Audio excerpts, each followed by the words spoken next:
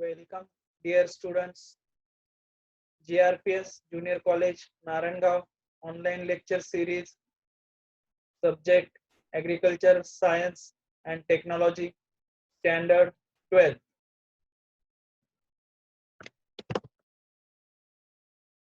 आज आपण आपला तिसरा जो लेसन आहे, मोड ऑफ रिप्रोडक्शन, अभिवृद्धीच्या ज्या पद्धती आहेत त्या आपण आज पाहणार आहोत.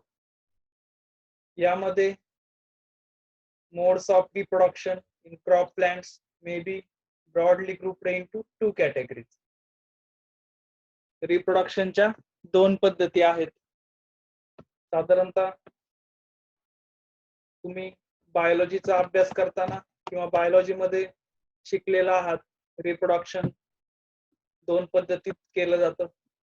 त्यामध्ये पहिली पद्धत आहे सेक्शुअल रिप्रोडक्शन आणि दुसरी पद्धत आहे असेक्शुअल रिप्रोडक्शन. त्यामधली पहिली पद्धत आपण पाहूयात, सेक्शुअल रिप्रोडक्शन. त्यामध्ये बियांमार्फत अभिवृद्धी असंही आपण त्याला ऍग्रिकल्चरच्या भाषेमध्ये म्हणतो. सेक्शुअल रिप्रोडक्शनची साधारणतः व्याख्या, डेफिनेशन सुरुवातीला आपण पाहूयात. Sexual reproduction means fusion of male and female gametes to form zygote which develops into an embryo. साधारणतः सेक्शुअल रिप्रोडक्शन म्हणजे fusion of male and female gametes. त्यामध्ये मेल आणि फिमेल जे गॅमेट्स आहेत त्यांचं त्या ठिकाणी फ्युजन होतं आणि त्यापासून झायगोट तयार होतो, which develops into an embryo, आणि पुढे जाऊन त्याचा एम्ब्रियो तयार होतो, म्हणजे पुढे सीड तयार होतो. त्याला आपण सेक्शुअल रिप्रोडक्शन असं म्हणतो. ही व्याख्या लक्षात ठेवा. Male and female, fusion of male and female gametes to form zygote which develops into an embryo. In crop plants, male and female gametes are governed by specialized structure is known as flower. आणि हे जे mail and female gametes त्या ठिकाणी तयार होतात plants मध्ये, ते साधारणतः फ्लावर मध्ये असतात, फुलामध्ये ते आपल्याला पाहायला मिळतात. त्या स्ट्रक्चरला आपण फ्लावर असं म्हणतो. फ्लावर युजली कन्सिस्ट ऑफ पेडिसेल्स, कायलेक्स त्याला आपण सेपल्स असं म्हणतो, कोरोला म्हणजे petals, androecium and gynoecium, stamens and pistil. It is called as complete flower. यामध्ये आपण आता complete flower कशाला म्हणायचं? ज्या फ्लावर मध्ये पेडिसेल आहे, कॅलेक्स आहे म्हणजे सेपल्स, कोरोला आहेत म्हणजे पेटल्स, एंड्रोशियम अँड गायनोशियम म्हणजे मेल अँड फिमेल त्या ठिकाणी ऑर्गन आहे, stamens and pistil. It is called as complete flower. त्याला आपण पूर्ण फूल असं म्हणतो. A flower containing both stamens and pistil is a perfect or hermaphrodite or bisexual flower. आता या ठिकाणी perfect, hermaphrodite or bisexual flower कशाला म्हणायचं? A flower containing both stamen and pistil. ज्या फ्लावर मध्ये स्टॅमिन्स आहेत आणि पिस्टिल आहे त्याला आपण त्या ठिकाणी बायसेक्शुअल किंवा परफेक्ट फ्लावर किंवा हर्मेफ्रोडाइट फ्लावर असं म्हणतो. It is known as staminate और मेल फ्लावर. तर या ठिकाणी विद्यार्थ्यांना लक्ष द्या. It contains stamen but not pistil. ज्यामध्ये फक्त स्टॅमिन्स आहेत म्हणजे मेल रिप्रोडक्टिव्ह ऑर्गन आहे, बट नॉट पिस्टिल. पिस्टिल म्हणजे फिमेल रिप्रोडक्टिव्ह ऑर्गन. अशा फ्लावर्सला आपण स्टॅमिनेट और मेल फ्लावर असं म्हणतो. व्हाईल पिस्टिलेट और female flower contains pistil but not stamen. पण अशी फुले की ज्या फुलांमध्ये पिस्टिल आहेत म्हणजे female reproductive organ but not stamens. त्यामध्ये मेल रिप्रोडक्टिव्ह ऑर्गॅन नाहीये. अशा फ्लावर्सला आपण पिस्टिलेट और फिमेल फ्लावर असं म्हणतो. Then next, staminate and pistillate flowers occurs on the same plant but at different location in a monoecious species. आता यामध्ये स्टॅमिनेट and pistillate flowers occurs on the same plant but at different location. म्हणजे एकाच झाडावरती वेगवेगळ्या ठिकाणी स्टॅमिनेट आणि pistillate flowers त्या ठिकाणी आपल्याला पाहायला मिळतात. अशा प्लांट्सला आपण मोनोसियस स्पेसीज असं म्हणतो. For example maize, colocasia, castor, coconut, banana and cucurbits. तर आपण मेजचं प्लांट पाहिलेलं आहे, म्हणजे मक्याचं झाड आपण पाहिलेलं आहे. तर त्यामध्ये तुमच्या लक्षात येईल की कणीस त्या ठिकाणी तो त्याच्यावरती जे हेअर्स येतात कणसाच्या वर, तो फिमेल रिप्रोडक्टिव्ह ऑर्गॅन आहे. आणि ज्यावेळेस तुरा येतो मक्याच्या झाडाला, ज्यावेळेस तुरा येतो त्यावेळेस तो मेल रिप्रोडक्टिव्ह ऑर्गॅन आहे. तर अशा पद्धतीनं staminate and pistillate flowers occurs on the same plant but at different location in a monoecious species. In dioecious species, staminate or male and pistillate or female flowers occurs on different plants. आता त्याच्या उलट मोनोसियसच्या विरुद्धार्थी dioecious species आहे. त्यामध्ये स्टॅमिनेट और pistillate flowers occurs on different plant. वेगवेगळ्या plants वरती त्या ठिकाणी आपल्याला हे ऑर्गन्स पाहायला मिळतात. त्यामध्ये एका प्लांट्स वर फिमेल फ्लावर्स असतात आणि दुसऱ्या प्लांट्स वरती मेल फ्लावर्स असतात. For example papaya, date palm and हेम.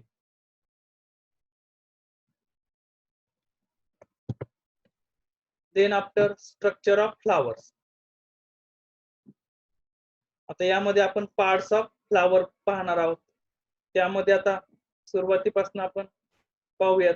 त्यामध्ये स्टेम, या ठिकाणी फुलाचा जो दांडा आहे त्याला आपण स्टेम असं म्हणतो. या ठिकाणी त्याचं स्ट्रक्चर आपल्याला पाहायला मिळतंय. Then after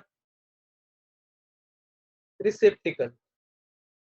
रिसेप्टिकल generation of flower organ. या ठिकाणी जो रिसेप्टिकल आहे तो या ठिकाणी दाखवलेला आहे. रिसेप्टिकलला जोडून त्या ठिकाणी सेपल्स आहेत. Protection of flower bud. फ्लावरच्या जो बर्ड आहे त्या बर्डला प्रोटेक्शन या ठिकाणी सेपलचं असतं. देन त्या ठिकाणी आता फिमेल रिप्रोडक्टिव्ह ऑर्गॅन आपण सुरुवातीला पाहूया. त्यामध्ये stigma, then after style, then pollen tube या ठिकाणी दिसते. देन ओव्हरी, ही पूर्ण ओव्हरी आहे. त्यानंतर ओव्हिल, ओव्हिल या ठिकाणी खालच्या साईडला दाखवलेला आहे. तर हा जो पूर्ण पोर्शन आहे त्याला आपण कार्पेल असं म्हणतो. फिमेल रिप्रोडक्टिव्ह ऑर्गॅन आहे. या ठिकाणी त्यामध्ये stigma, style, pollen tube, ovary and ovule अशा पद्धतीचे पार्ट याच्यामध्ये येतात. देन मेल रिप्रोडक्टिव्ह ऑर्गॅन्स, त्यामध्ये अँथर या ठिकाणी पिवळ्या रंगाचे पहा अँथर्स या ठिकाणी दिसत आहेत. देन फिलॅमेंट, फिलॅमेंट्स म्हणजे अँथरच्या खाली एक दांडी त्या ठिकाणी आलेली असते, त्याला आपण फिलॅमेंट्स असं म्हणतो. आणि हे दोन्ही एकत्र केल्यानंतर स्टॅमेन तयार होतो, त्यालाच आपण reproductive organ of flower male असं म्हणतो. त्यानंतर पेटल्स, पेटल्स म्हणजे त्याच्या पाकळ्या या ठिकाणी त्याच्या बाजूला आलेल्या असतात. तर अशा पद्धतीने सर्वसाधारण पार्ट्स ऑफ फ्लावरचे त्या ठिकाणी असतात. याची डायग्राम तुम्ही लक्षात ठेवा किंवा तुमच्या पुस्तकामध्ये सुद्धा फ्लावरची डायग्राम दिलेली आहे. ती या ठिकाणी 2 मार्क्ससाठी परीक्षेमध्ये विचारली जाते. Then after significance of sexual reproduction, significance of sexual reproduction पाहणार आहोत. Sexual reproduction makes it possible to combine genes from few or more parents into a single hybrid plant. आता सेक्शुअल रिप्रोडक्शन आपण पाहिलेलं आहे मागे, fusion of male and female gametes त्या ठिकाणी होत असतं आणि त्यापासून परत झायगोट आणि एम्ब्रिओ पुढे तयार होतो. या ठिकाणी पहिला मुद्दा जो दिलेला आहे, सिग्निफिकन्स ऑफ सेक्शुअल रिप्रोडक्शन मध्ये, makes it possible to combine genes from few or more parents. त्यामध्ये आपल्याला जीन्सचं कॉम्बिनेशन करायचं आहे, काही पॅरेंट्स त्या ठिकाणी घेऊन मेल अँड फिमेल, त्यामध्ये आपण एक सिंगल हायब्रिड प्लांट्स आपण तयार करू शकतो. Second point, recombination among these genes produce a large number of different genotypes. त्यानंतर दुसरा मुद्दा आहे, recombination among these genes produce a large number of different genotypes. त्यामध्ये त्या जीन्सचं आपण त्या ठिकाणी रिकॉम्बिनेशन केल्यानंतर आपल्याला लार्ज नंबर ऑफ जेनोटाइप्स त्या ठिकाणी तयार करता येतात. Third point, this is an essential step in creating genetic variation through hybridization. त्यामध्ये आता ही महत्वाची स्टेप आहे, त्यामध्ये आपण जेनेटिक व्हेरिएशन म्हणजे काय, जनुकीय बदल आपण त्या ठिकाणी करू शकतो हायब्रिडायझेशन प्रोसेस वापरून. त्यामध्ये हायब्रिडायझेशनची प्रोसेस वापरल्यानंतर आपल्याला जेनेटिक व्हेरिएशन त्या ठिकाणी पाहायला मिळतं. Fourth point, almost the entire plant breeding is based on sexual reproduction. आणि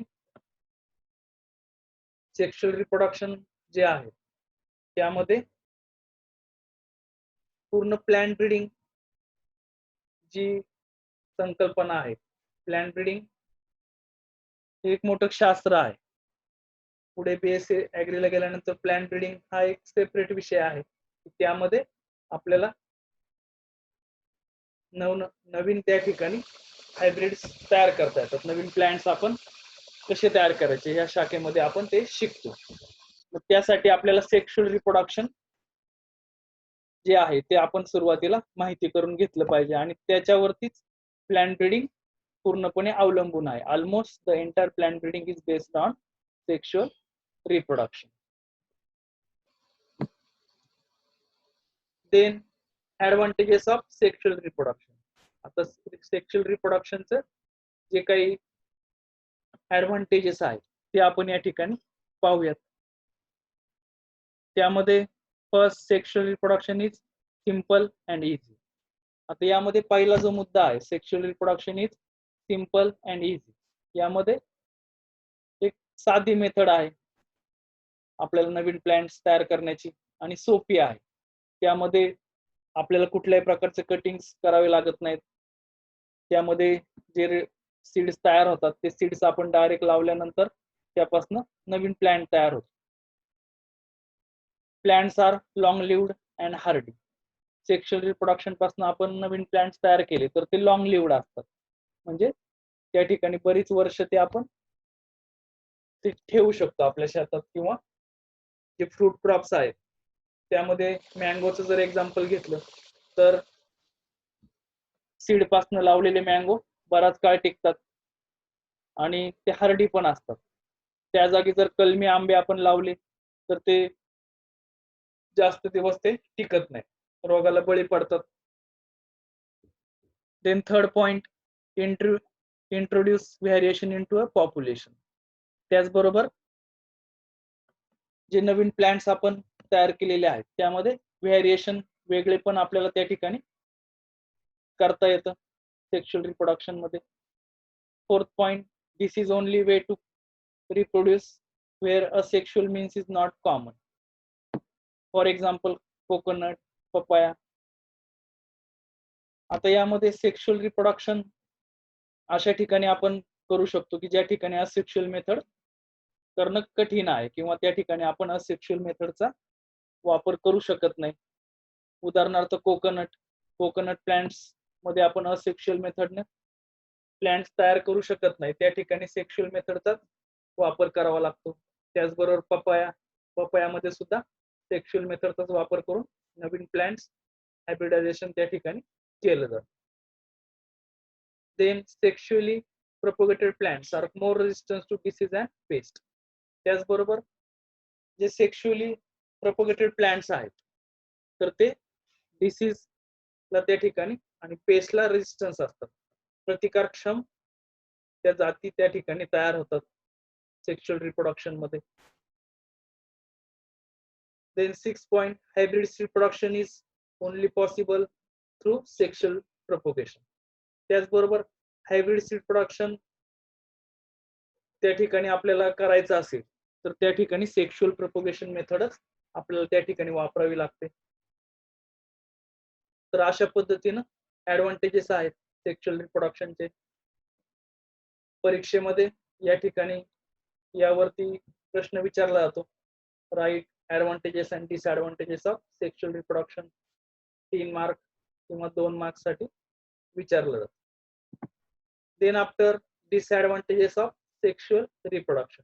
आता डिसएडव्हान्टेजेसचे काही त्या ठिकाणी तोटे आहेत. वरती आपण फायदे पाहिले. ऍडव्हान्टेजेस म्हणजे काय? फायदे. डिसएडव्हान्टेजेस म्हणजे तोटे. First, sexually propagated plants requires more period of flowering. It bears late fruit. आता जे सेक्शुअली प्रोपोगेटेड प्लांट्स आहेत ते त्या ठिकाणी खूप वेळ घेतात फ्लावरिंग येण्यासाठी. जास्त वेळ लागतो फ्लावरिंग येण्यासाठी आणि त्यामुळं त्याला फ्रुट्स पण उशिरा येतात, त्याला फळं उशिरा येतात. 2 parents are needed in sexual reproduction. त्याचबरोबर त्या ठिकाणी आपल्याला मेल अँड फिमेल पॅरेंट्स त्या ठिकाणी आवश्यक असतात सेक्शुअल रिप्रोडक्शन मध्ये. परंतु असेक्शुअल मेथड मध्ये त्याची काही गरज नसते. आता या ठिकाणी डिसएडव्हान्टेजेस ऍडव्हान्टेजेसचा विचार करताना आपण त्याचं कंपॅरिझन असेक्शुअल मेथड बरोबर त्या ठिकाणी करायचं आहे. त्यामुळे आपल्याला समजण्यास त्या ठिकाणी सोपं जाईल. Then third point, offspring produced are genetically different from the parents. That is it. For example, that is not true to type. आता जे ऑफस्प्रिंग आहे, ऑफस्प्रिंग म्हणजे काय? तर आपण हायब्रिडायझेशन केल्यानंतर किंवा क्रॉसिंग केल्यानंतर मेल अँड फिमेल पॅरेंट्स त्या ठिकाणी जे ऑफस्प्रिंग तयार होतं, जे F1 प्लांट्स जे तयार होतात तर त्या ठिकाणी ते जेनेटिकली डिफरंट असू शकतात. ज्यावेळेस ते जेनेटिकली डिफरंट येतात त्यावेळेस ते not true to type. Not true to type म्हणजे काय? तर त्याची प्युरिटी त्या ठिकाणी राहिलेली नसते. त्यामुळे ते एक त्याचं ड्रॉबॅक आहे किंवा डिसएडव्हान्टेजेस आहे. Time and energy are needed to find a मेट.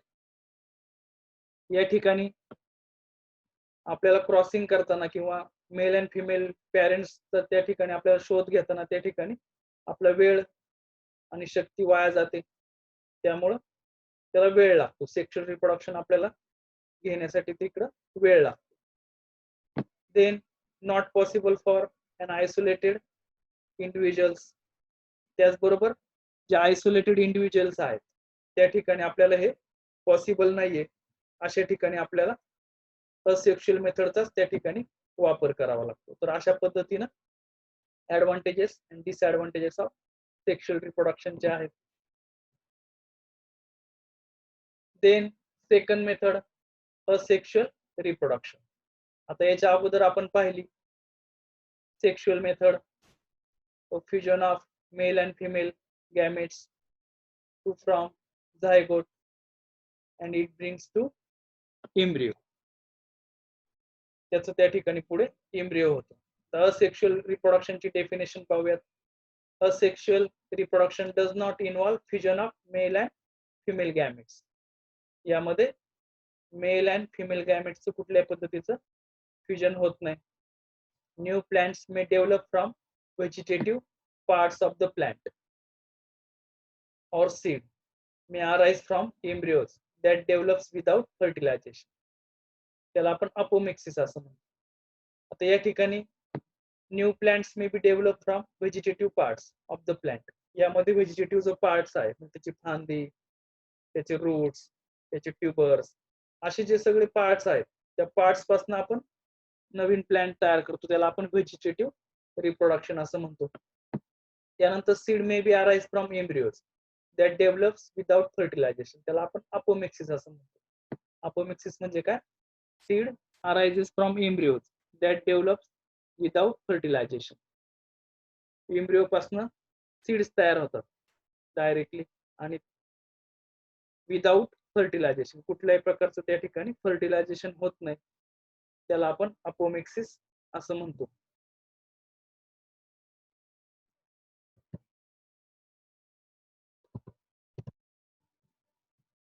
त्यामध्ये आता vegetative reproduction with the help of vegetative parts of plant, जे व्हेजिटेटिव्ह पार्ट्स आहेत प्लांटचे त्यामध्ये आता टाइप्स आपण पाहूयात.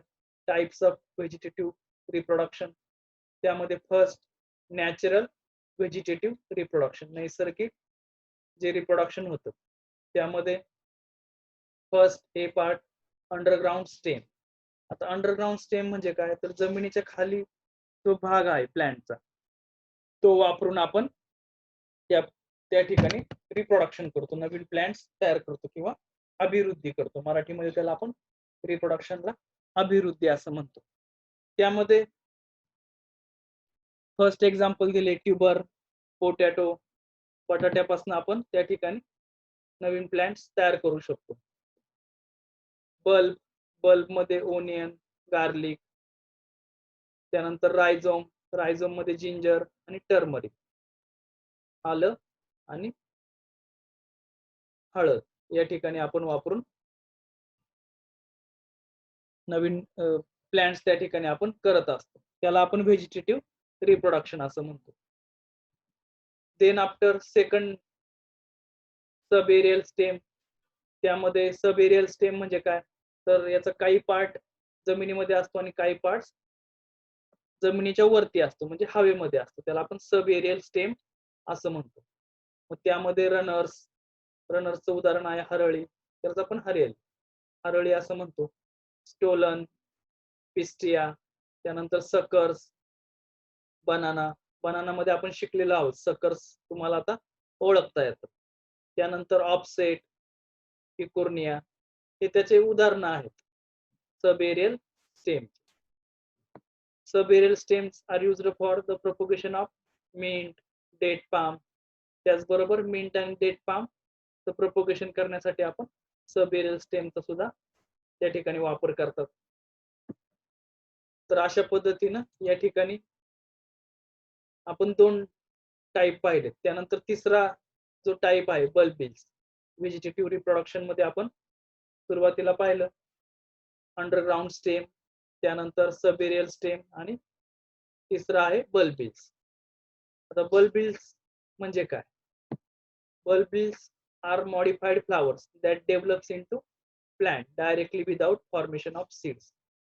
आता या ठिकाणी त्याची व्याख्या नीट समजून घ्या. बल्बिल्स आर मॉडिफाईड फ्लावर्स, हे एक मॉडिफाईड फ्लावर्स आहे, म्हणजे फुलाचं त्या ठिकाणी रूपांतर प्लांट मध्ये होतं directly without formation of seed.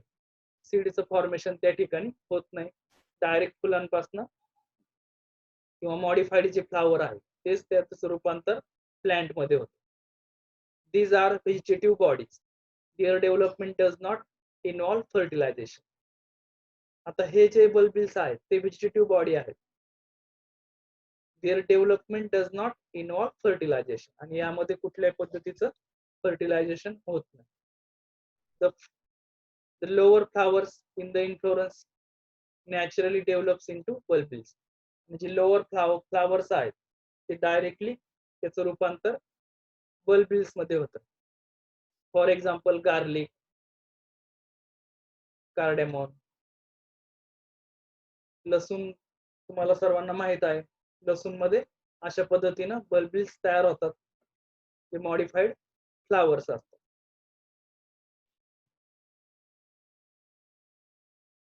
यामध्ये आता आपण सुरुवातीला आता सेक्शुअल रिप्रोडक्शन पाहिलेलं आहे, त्यानंतर असेक्शुअल रिप्रोडक्शन काय आहे हे सुद्धा तुमच्या लक्षात आलेलं आहे. त्यामध्ये आता आपण असेक्शुअल मेथड मध्ये सुरुवातीला पाहिलं की नॅचरल व्हेजिटेटिव्ह रिप्रोडक्शन जे आहे तर ते कशा पद्धतीने होतं, त्याचे टाइप्स आपण पाहिले. त्यानंतर आता पुढचा मुद्दा आहे आर्टिफिशियल व्हेजिटेटिव्ह किंवा त्याला आपण कमर्शियल रिप्रोडक्शन असं म्हणतो. आर्टिफिशियल म्हणजे की आपण मानवी हस्तक्षेप त्यामध्ये करून त्या ठिकाणी आपण नवीन प्लांट्सची निर्मिती करतो. त्यामध्ये आता it is commonly used for the propagation of many crop species, although it may not occurs naturally in those species. आता ज्या स्पेसीज मध्ये नैसर्गिकरित्या त्या ठिकाणी प्रोपगेशन होत नाही अशा ठिकाणी आपण साधारणतः आर्टिफिशियल रिप्रोडक्शनचा वापर करतो. Stem cuttings are commercially used for propagation of sugarcane, grapes and rose. आता यामध्ये स्टेम कटिंग म्हणजे फांद्या आपण या ठिकाणी वापरतो प्रोपगेशन साठी. आता ऊस, शुगरकेन म्हणजे ऊसामध्ये आपण पाहतो की आपण त्याच्या कांड्या त्या ठिकाणी जमिनीत लावतो. त्याचबरोबर ग्रेप्सच्या काड्या त्या ठिकाणी वापरतो. रोजची काडी लावली तर त्याला नवीन प्लांट्स त्या ठिकाणी येतो, त्यापासून फुलं सुद्धा त्याला येतात. Then layering, budding, grafting, guti are in common use for the propagation of fruit trees and ornamental shrubs. त्याचबरोबर लेअरिंग म्हणजे काय तर हवेमध्ये आपण त्या ठिकाणी त्याचं कलम करण्याची ती पद्धत आहे, ती आपण पुढे पाहणारच आहोत. त्याचबरोबर बडिंग, त्याचे बड आपण वापरतो, ग्राफ्ट करतो. त्यानंतर गुटी कलम आहे, या पद्धती वापरून आपण प्रोपगेशन करतो. साधारणतः फ्रूट ट्रीज, फळझाडं जी आहेत, ऑर्नामेंटल शर्ब्स, काही शोभिवंत जी झाडं आहेत त्यामध्ये आपण अशा पद्धतीचं आर्टिफिशियल व्हेजिटेटिव्ह रिप्रोडक्शन जे आहे ते आपण करू शकतो. Then techniques are available for vegetative multiplication through tissue culture in case of many plant species, and attempts are being made to develop the technique for many others. त्याचबरोबर tissue culture ही जी technique आहे त्यामध्ये प्लांटचा जो vegetative part आहे त्या पार्टचा tissue वापरून त्या ठिकाणी आपण नवीन प्लांट स्पेसीस तयार करू शकतो, त्याला आपण टिश्यू कल्चर असं म्हणतो. In many of these species, sexual reproduction occurs naturally, but for certain reasons, vegetative reproduction is more desirable. आता बऱ्याचशा स्पेसीज आहेत त्यामध्ये सेक्शुअल रिप्रोडक्शन त्या ठिकाणी होत असतं, परंतु काही कारणास्तव त्या ठिकाणी आपण व्हेजिटेटिव्ह रिप्रोडक्शन करतो, कारण ते मोर डिझायरेबल असतं. त्यामध्ये आपल्याला डिसीज रेजिस्टन्स, पेस्ट रेजिस्टन्स किंवा काही जीन्स त्यामध्ये आपल्याला घेता येतात.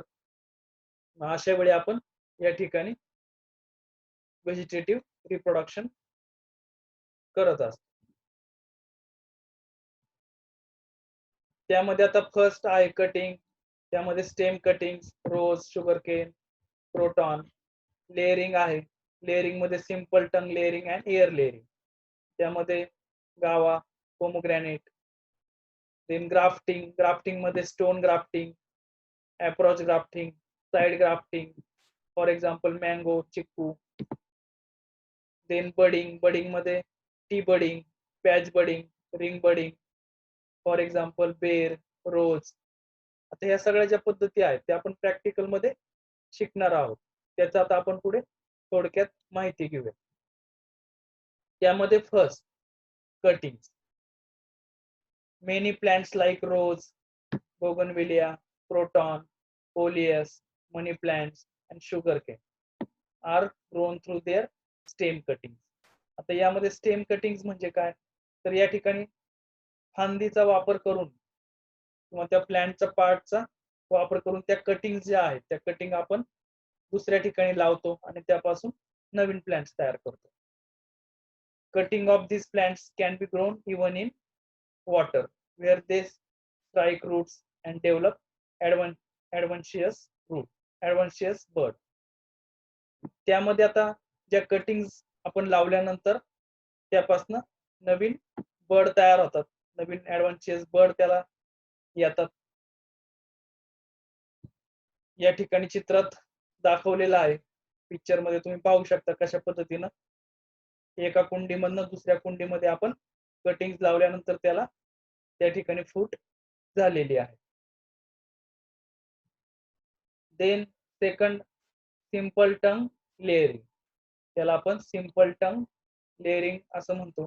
In this method a lower branch of plant is bent down and covered with moist soil leaving the growing tip above the soil. यामध्ये आपण काय करतो तर ती लोअर ब्रँच आहे, जी खालची फांदी आहे ती वाकवतो, बेंड करतो आणि कवर्ड विथ मॉइस्ट सॉइल, त्याच्यावरती आपण मॉइस्ट सॉइलचा कव्हर त्या ठिकाणी देतो आणि त्याच्यावरती आपण a slanting vertical cut is given on selected pencil size stem in the soil before it is bent. त्याचबरोबर एक पेन्सिल साईजचं जी स्टेम आहे त्या स्टेम वरती आपण या ठिकाणी कट केलेला आहे.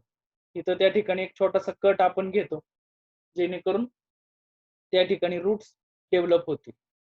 In few weeks time when enough root have develop on the underground portion above the cut part, it is a cut off from the parent plants and grown separately as an independent plant. आता या ठिकाणी चित्रात तुमच्या पाहिल्यावर लक्षात येईल या ठिकाणी बेंड केल्यानंतर त्यावरती आपण वजन ठेवलेलं आहे. त्याचबरोबर या ठिकाणी एक कट घेतलेला आहे, व्हर्टिकल स्लॅन्टिंग कट या ठिकाणी घ्यायचा आहे आणि त्या ठिकाणी नंतर मग रूट्स डेव्हलप होतात. रूट्स डेव्हलप झाल्यानंतर या ठिकाणी पुन्हा आपण तो पार्ट कट करून टाकायचा आहे. तो कट केल्यानंतर इंडिपेंडंट प्लांट या ठिकाणी त्या कुंडीमध्ये तयार झालेला असेल. आता फॉर एक्झाम्पल गावामध्ये अशा पद्धतीनं सिंपल टंग लेअरिंग करतात, म्हणजे पेरू मध्ये अशा पद्धतीनं आपण लेअरिंग करतो आणि नवीन प्लांटची निर्मिती प्रोपोगेशन या ठिकाणी करत असतो.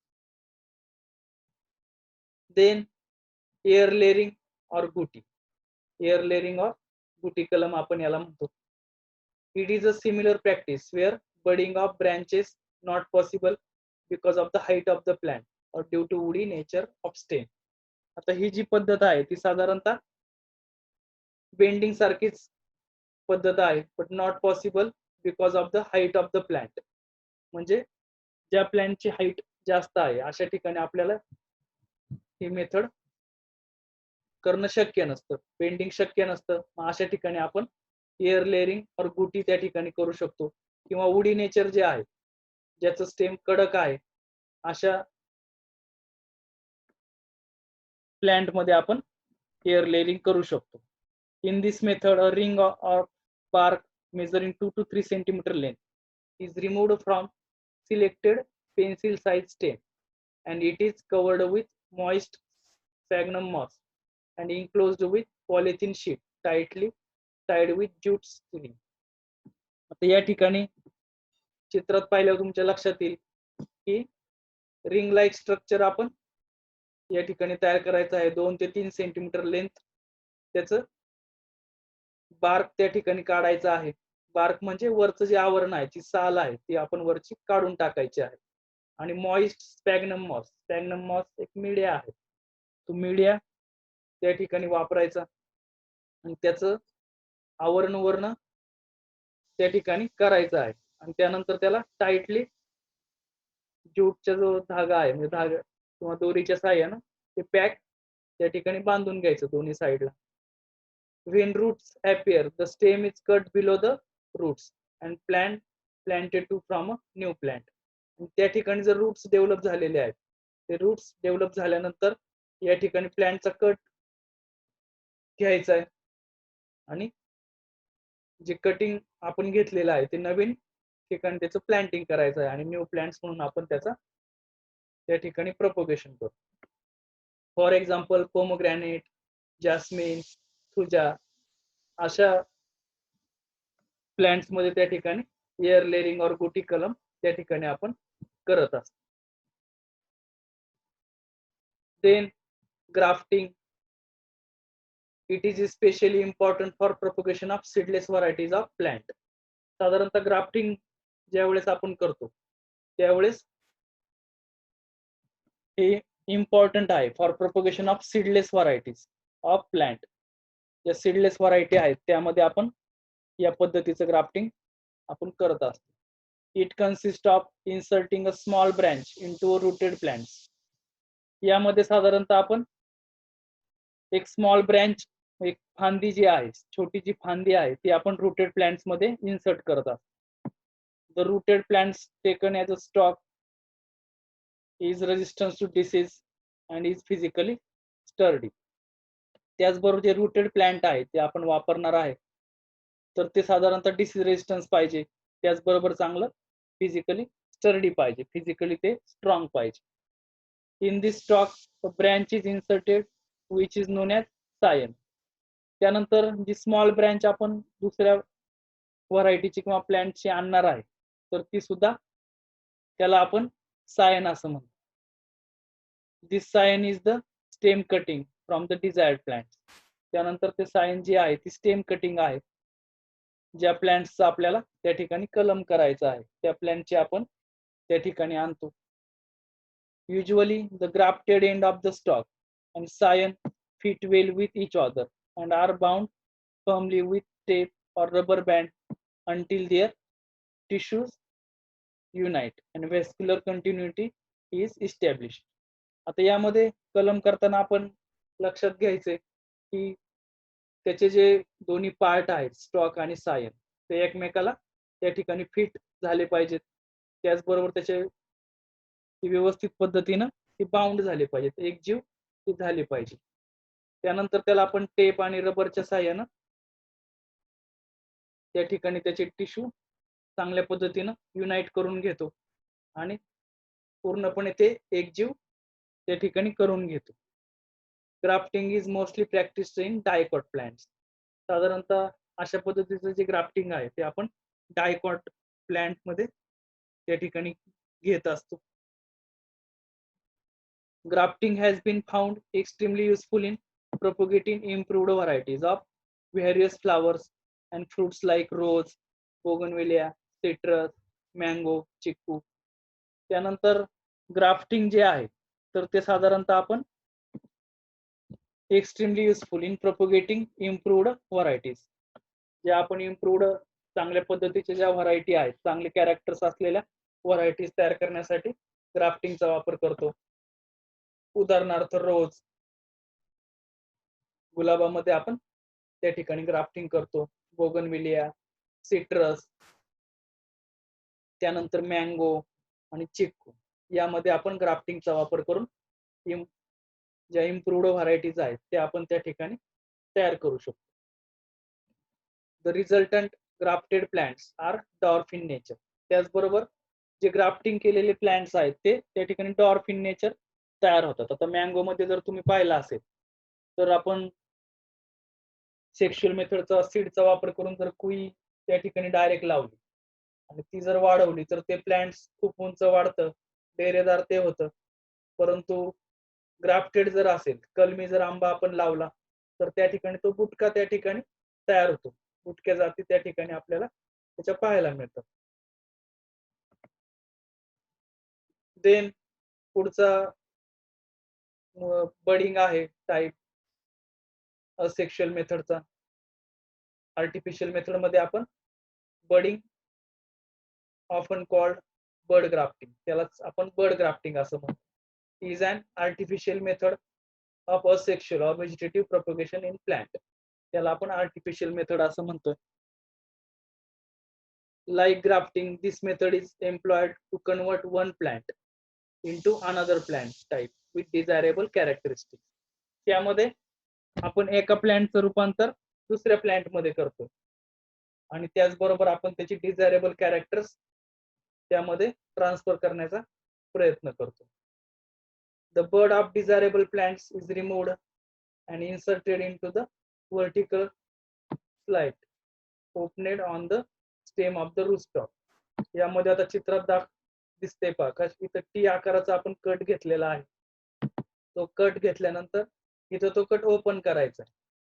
ओपन केल्यानंतर दुसऱ्या प्लांटचा जो बड म्हणजे डोळा जो आपण आणलेला आहे तो डोळा या ठिकाणी आपण इन्सर्ट करायचा आहे. तो इन्सर्ट केल्यानंतर या ठिकाणी त्याला परत आपण वरनं टाईट करून घ्यायचं आहे. त्यानंतर इथं पहा शेवटच्या चित्रामध्ये कशा पद्धतीने तिथून परत नवीन फांदी पुढे तयार झालेली आहे आणि वरतून मग इथून आपण तो कटिंग करून टाकायचं. जे मेन प्लांट आपलं होतं ते वरनं कट करायचं आणि ती जी फांदी आलेली आहे ती पुढे वाढवायची आहे. तर त्याला आपण बडिंग मेथड ऑफ ग्राफ्टिंग असं म्हणतो किंवा budding method of propagation. The resulting plants in general have dwarf stature and early maturity as compared to plant propagated from seeds. आता सीड्स पासून प्रोपगेटेड केलेल्या प्लांट पेक्षा यामध्ये आपल्याला डॉर्फ प्लांट्स त्या ठिकाणी मिळतात. अर्ली इन मॅच्युरिटी असतात, लवकर वाढणारे असतात. फॉर एक्झाम्पल रोज अँड बेर, गुलाब आणि बोर. याच्यामध्ये आपण अशा पद्धतीने बडिंगचं जे प्रोपगेशन आहे ते आपण या ठिकाणी करू शकतो. Then advantages of vegetative reproduction. आता आपण व्हेजिटेटिव्ह रिप्रोडक्शनचे त्या ठिकाणी फायदे पाहूयात. Advantages. It is useful for obtaining large number of genetically identical plants true to type. यामध्ये आपण याचा जो वापर आहे it is useful for obtaining large number of genetically identical plants. यामध्ये जनुकीय जे आपण कॅरेक्टर्स ट्रान्सफर करतो एका प्लांट मधून दुसऱ्या प्लांट्स मध्ये ते आपल्याला याच्यामध्ये करता येतात आणि ट्रू टू टाईप आपल्याला प्लांट त्या ठिकाणी मिळतो. Mutant can be directly release as variety. मग अशा पद्धतीचे जे प्लांट्स आपल्याला मिळतात ते आपण डायरेक्टली व्हरायटी म्हणून आपण ते रिलीज करू शकतो. Rapid reproduction and spread improved varieties of ornamental plants and fruit trees can be multiply easily. त्याचबरोबर आपल्याला यामध्ये rapid reproduction, spread improved varieties त्या ठिकाणी आपल्याला करता येतात. जे ऑर्नामेंटल प्लांट्स आहेत जी शोभिवंत आणि त्याचबरोबर फ्रूट ट्रीज जे फळ झाडं जी आहेत त्यामध्ये आपल्याला इझिली आपल्याला नवनवीन प्लांट्स त्या ठिकाणी करता येतात. Vegetative propagation is quicker, easier and less expensive. त्याचबरोबर जे व्हेजिटेटिव्ह प्रोपगेशन आहे ते क्विकर आहे, फास्ट त्या ठिकाणी होतं, सोपं आहे अँड लेस एक्सपेन्सिव्ह आहे. लेस एक्सपेन्सिव्ह म्हणजे कमी खर्चामध्ये आपण त्या ठिकाणी ते करू शकतो. Plant develop by this method are smaller and hence harvesting become easy. Small canopy त्याची असते. असे जे प्लांट्स तयार होतात व्हेजिटेटिव्ह रिप्रोडक्शन मध्ये तर ते स्मॉलर असतात आणि त्याचं हार्वेस्टिंग करणं आपल्याला इझी जातं. स्मॉल कॅनोपी त्यांची तयार होते. त्यानंतर using this method Nobel plants can be created. त्याचबरोबर ही मेथड वापरून आपण नोबेल प्लांट्स त्या ठिकाणी तयार करतो. त्यामध्ये नोबेल प्लांट्स म्हणजे एक चांगल्या पद्धतीचं की ज्यामध्ये वेगवेगळ्या प्रकारचे जेनेटिकली ते इम्प्रूव्ड असेल अशा पद्धतीचं नोबेल प्लांट्स आपण त्या ठिकाणी तयार करतो. त्यानंतर inferior fruit trees are converted into superior fruit trees. त्याचबरोबर जे इन्फेरियर फ्रूट ट्रीज आहेत म्हणजे काही ठिकाणी डिसीज अफेक्टेड प्लांट्स तयार होतात, इन्फेरियर असतात, फळं त्या ठिकाणी लागत नाहीत. मग अशा प्लांट्स वरती आपण बडिंग जर केलं, डोळे जर आपण त्या ठिकाणी भरले त्याचे कटिंग करून तर सुपेरियर फ्रूट ट्रीज आपल्याला त्या ठिकाणी तयार करता येतात. Then for repairing wounds of fruit trees bridge grafting is use. त्याचबरोबर जे वुंड्स आहेत, वुंड्स म्हणजे जी जखमी त्या ठिकाणी पार्ट्स असतात प्लांट मध्ये, ते जखमी प्लांट्स कट करून आपण त्या ठिकाणी नवीन ग्राफ्टिंग, ब्रिज ग्राफ्टिंग त्या ठिकाणी करू शकतो आणि त्या ठिकाणी चांगल्या पद्धतीनं त्या ठिकाणी ट्रीज त्याचं मेंटेन करू शकतो. तर अशा पद्धतीनं ऍडव्हान्टेजेस ऑफ व्हेजिटेटिव्ह रिप्रोडक्शनचे आहेत.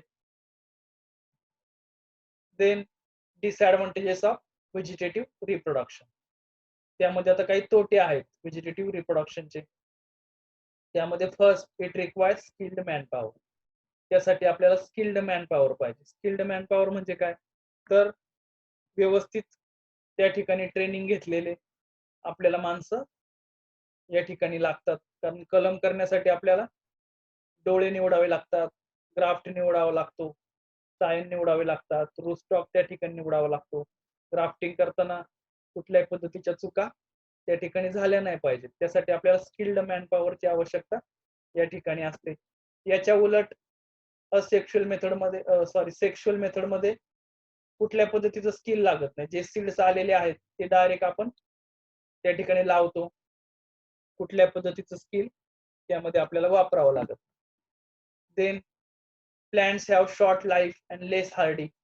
त्याचबरोबर जे प्लांट्स आहेत त्याची ती लाईफ आहे तर ती शॉर्ट लाईफ त्या ठिकाणी असते आणि लेस हार्डी असतात.